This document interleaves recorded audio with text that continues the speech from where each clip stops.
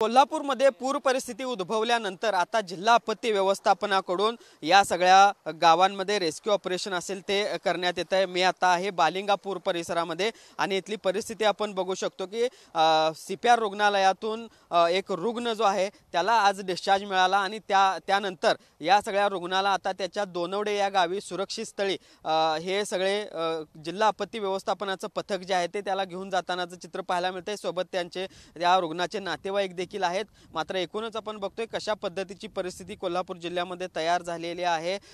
दोनवडे असेल बालिंगा असेल या सगळ्या भागामध्ये मोठ्या प्रमाणावर पंचगंगा नदीचं पाणी आलेलं आहे आणि त्यामुळे हा सगळा परिसर आपण बघतोय कशा पद्धतीने जलमय झालेला आहे आणि त्यामुळेच या सगळ्या लोकांना जे रुग्ण आता सीपीआर रुग्णालयातून डिस्चार्ज घेत आहेत त्यांना या पुलाच्या पलीकडे सोडण्याचं काम जिल्हा आपत्ती व्यवस्थापनाकडून केलं जात आहे। एकूणच कोल्हापूरच्या पंचगंगा नदीची पाणी पातळी अजूनही वाढते, त्यामुळे हळूहळू कोल्हापूरची पूरस्थिती गंभीर होतानाचं चित्र पाहायला मिळते आणि त्यामुळे अशा पद्धतीने आता लोकांच्या मदतीसाठी जिल्हा आपत्ती व्यवस्थापन कक्ष जो आहे तो पुढे आलेला आहे आणि त्यांच्या माध्यमातून अशा पद्धतीने लोकांना मदत आहे ती केली जाते।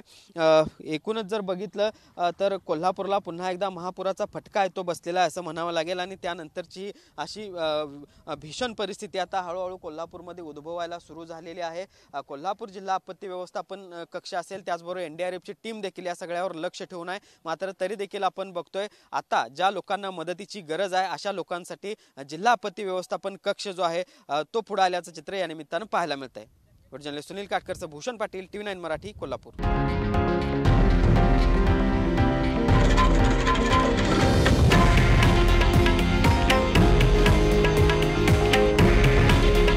हे आहे देशातील नंबर 1 न्यूज नेटवर्क आणि आपण पाहत आहात TV9 मराठी।